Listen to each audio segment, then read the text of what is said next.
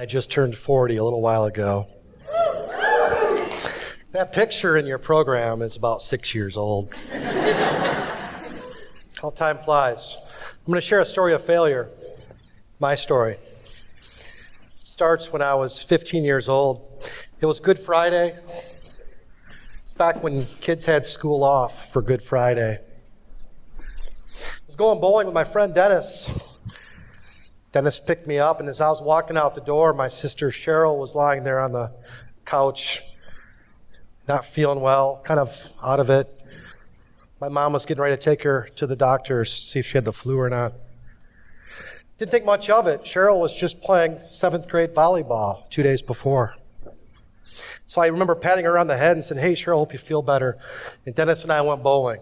It was spring, not much better to do. So we went and threw a few games. Dennis was a much better bowler than I was.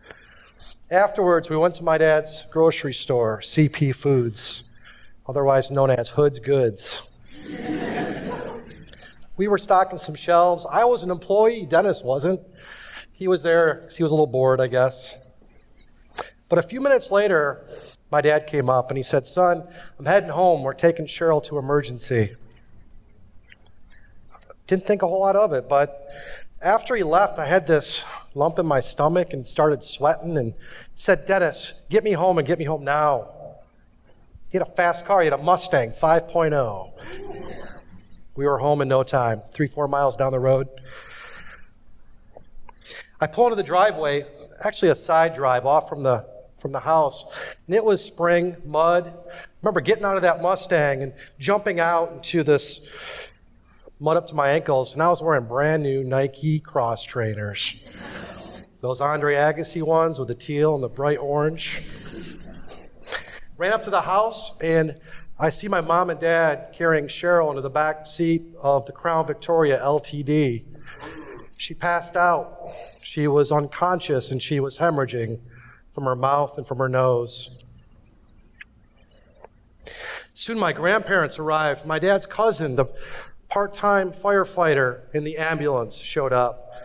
And the paramedics took Cheryl to the back of the ambulance, and I remember peering through that little window as they were working on her. Thought she was gone at that point, but they had hope. They kept working on her, and my parents jumped in there and raced to emergency. My grandma, she grabbed a blanket from the house and put it down in the back seat of that car where Cheryl was, and my little sister, so young, Ginger, was with me as we drove to the hospital as well. We went in that little room, that special room, and the doctor came out and told my folks and my family that Cheryl had died. She was 13. We went in that room, not Ginger, she was much too young, but I was 15. I went in there with my folks, and there laid Cheryl, helpless, but in heaven. It doesn't matter what she died from. Cheryl was gone.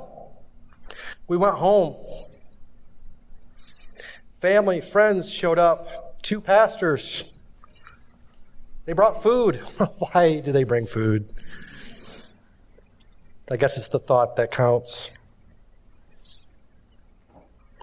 My mom was crying. My dad was crying. One was in the bedroom. One was on the couch. They were together. They were hugging. They were apart.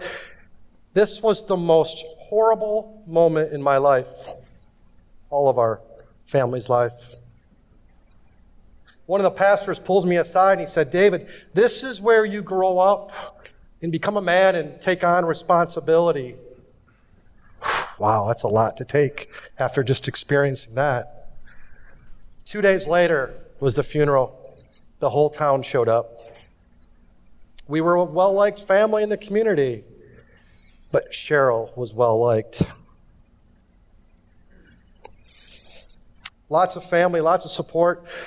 Our family was strong, but we had a lot of friends and family there with us. Lots of hugs.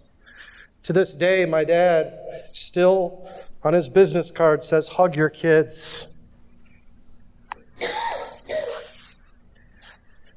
This teacher, Mr. Brown, pulls me aside at the funeral home. He says, I lost a brother about your age when I was young, and you have to grow up, become responsible, and help your family through this. I listened to Mr. Brown and that pastor, and I made good choices. I was a good son. I was a big brother for my sister, and made good choices. Went to college, got married. I shouldn't have sold that Oracle stock. I could have bought Google. But overall, did all right.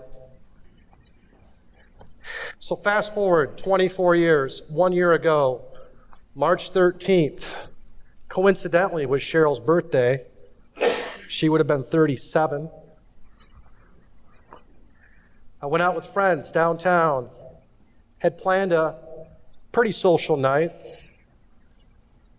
left my keys with my friend. My car was parked elsewhere. We had a great time. I'm a social guy. It's Beer USA, right? Had cocktails, beers, wine pairings. Dinner was awesome. But somehow, that night, in a blackout state of mind, I tried driving home. I almost made it. But I passed that exit, and I tried turning around in the median. Who does that in a right state of mind? I pulled in that median, and I came head to head with a state trooper. That lady patrol officer didn't have much struggle with me. I had no excuse. I was irresponsible. I was handcuffed. I was brought to the county jail. I was photographed, fingerprinted.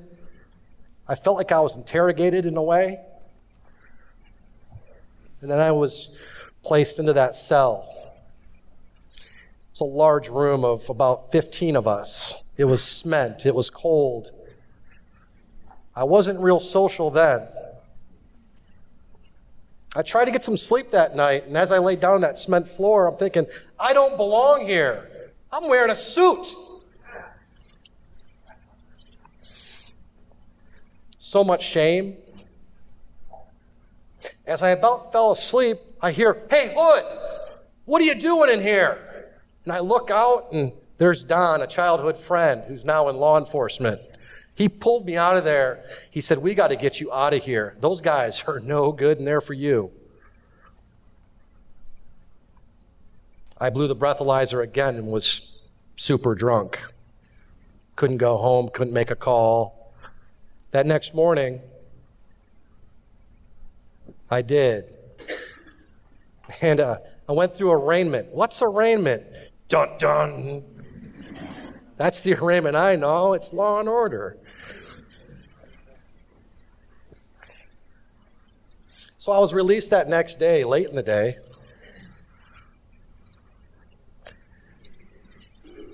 This was the second most horrible moment in my life. And it wasn't the fact that I was arrested and made a poor decision and was handcuffed and photographed and put in jail for the night and the fines, the cost to my family.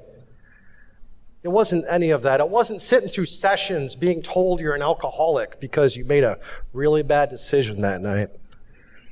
What it was facing my wife when she picked me up and embraced me. It was seeing my son that next day, he not knowing at the age of 7 what his father just experienced.